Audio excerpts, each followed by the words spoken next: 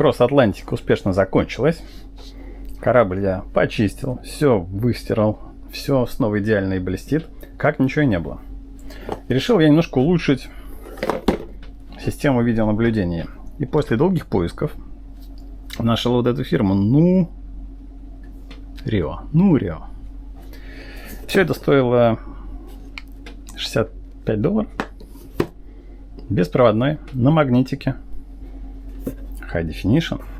Цветное ночное видение. 8 гигабайт местной памяти.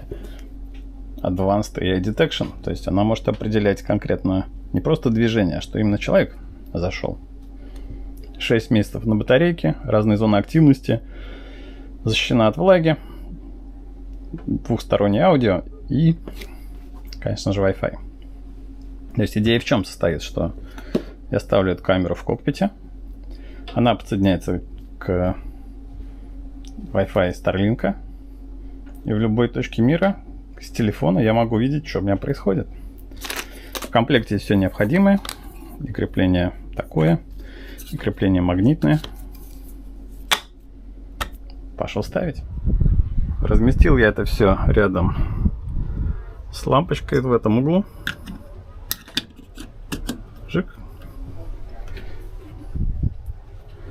И сама камера. О. И можно быстро снять, поставить. И при этом она сама по себе не отвалится. Смотрится все достаточно органично.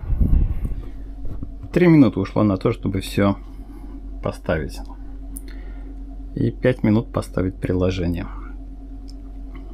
Ну вот, Live View. Прекрасно. Еще интересная фича. Как только я с телефоном покидаю лодку на радиус больше 30 метров, автоматически включается режим Away и Armed. То есть это уже такая сигнализация со звуковым сигналом. Но только если появится человек в кокпите. Прикольно. Ну и самое главное, почему Nurio выбрано было Nurio.